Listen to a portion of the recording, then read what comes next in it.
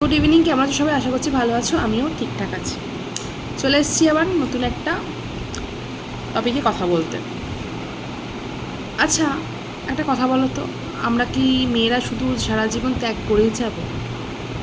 আমাদের কিছু আশা বা চাওয়া বলে কিছু থাকবে না? ছোটো থেকে জীবনের শেষ পর্যন্ত দিন শুধু স্যাক্রিফাইসই করে যাব। প্রথমে ছোটোবেলায় বাপের বাড়িতে, বিয়ে হয়ে যাওয়ার পর শ্বশুর বাড়িতে,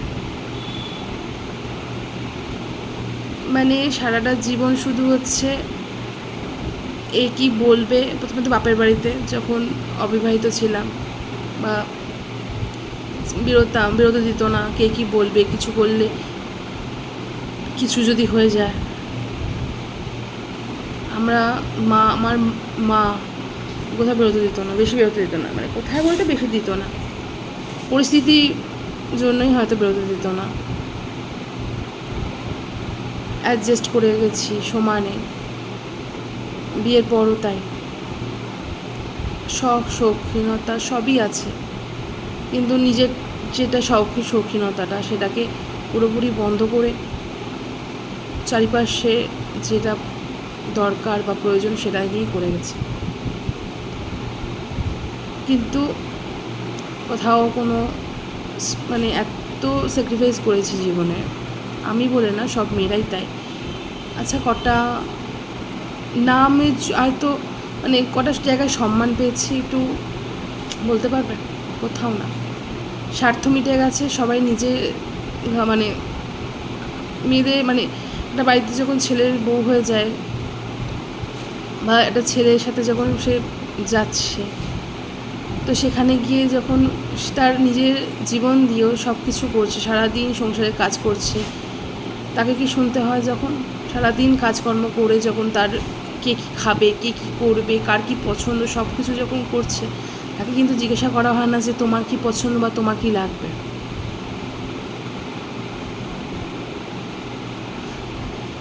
তাকে কি শুধু বলা হয় কি ও অ্যাডজাস্ট করে চলতে পারে না আমাদের সাথে, ভালো না। বুঝে পাই না একটা মেয়ে কেন ভালো হয় না সবার কাছে। যে অ্যাডজাস্ট করে চলতে পারে সে হচ্ছে ভীষণ ভালো, যে মুখের ওপর কিছু বলবে না, চুপ করে থাকবে, যা বলবে শুনে যাবে, সে খুব ভালো। সে যখন প্রতিবাদ করবে তার মতো খারাপ পৃথিবীতে হয় না। সারা জীবন অ্যাডজাস্ট। তখন মা বাবাকে বলা হয় যে মাকে, বাবাকে তো না, মাকে যখন বলা হয় যে মা এটা হচ্ছে, মা কি বলবে? কি বলে? সাধারণত আমাদের মতো মিডল ক্লাস ফ্যামিলিতে বলা হয় অ্যাডজাস্ট করে নিয়ে দেখবি ঠিক হয়ে যাবে একদিন একদিন। আদৌ কি সেটা ঠিক হয়? এই করে করে আমরা নিজেদেরকে অ্যাডজাস্ট করার মতো তৈরি করে ফেলি যে ঠিক আছে, হচ্ছে না, ছেড়ে দিই। আমাদের চাওয়া পাওয়া থাকে না।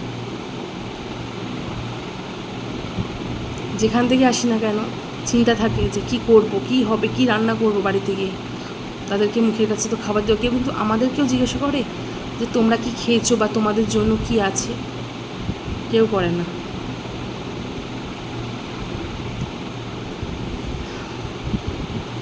মানে আমরা চিরটা কাল শুধু অ্যাডজাস্টমেন্ট করে করেই কাটিয়ে দিলাম। আমি আমার মার ক্ষেত্রেও দেখেছি সারাটা জীবন নিজের ইচ্ছে, নিজের সব কিছু বিসর্জন দিয়ে দিয়েছে শুধু সংসার করার জন্য, সংসারটাকে ঠিকঠাক রাখার জন্য।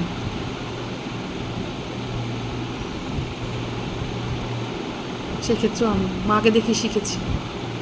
কিন্তু যখন শুনতে হয় না যে সারাদিন কি করো, কোনো কাজই তো নেই, সারাদিন খাও দাও আর ঘুমাও, কষ্ট হয়, কিছুই করি না।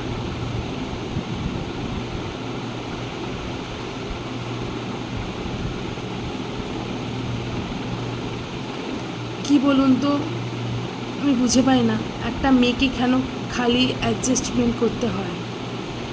একটা ছেলেও করে, অবশ্যই করে, কিন্তু একটা মেয়ের মতো কি করে?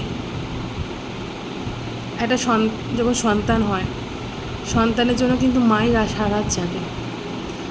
হ্যাঁ, কিছু কিছু ক্ষেত্রে বাবাও থাকে, কিন্তু কজনকার থাকে, খুব কম।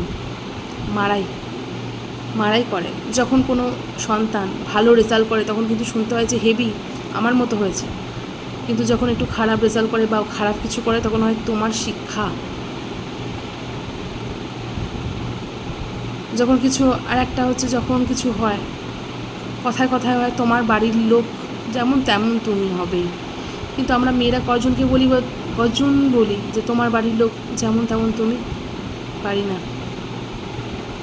ভগবান এই যে সৃষ্টি করেছে আমাদের সব কিছু ধৈর্য শক্তি অ্যাডজাস্ট করে চলা। চুপ করে শুনে যাই যখন বাড়ির লোকের সম্বন্ধে বলে, বা বাড়ির কিছুই তো শেখায়নি মা। নিজেরা কতটা শিখেছে বা তাদের সন্তানকে কতটা শিখেছে সেটা কি জানে? নিজেরা জানে? জানে না। কিন্তু পরের বাড়ির সন্তানদের বলতে কারুর মুখ আটকায় না। আমারও সন্তান আছে, আমারও কন্যা সন্তান আছে, আমিও কোনো কাজ করতে দিই না তাকে। যেটুকুনি দরকার হয়, হেল্প হয়, সেটুকুনি করে।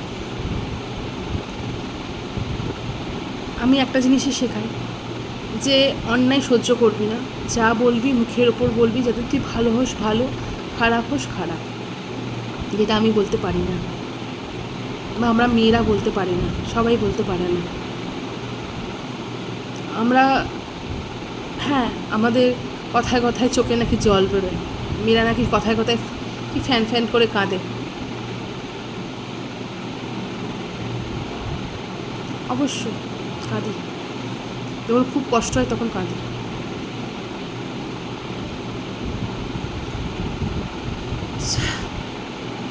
কিচ্ছু বলার নেই, সারাটা জীবন অ্যাডজাস্টমেন্ট করেই কেটে গেল।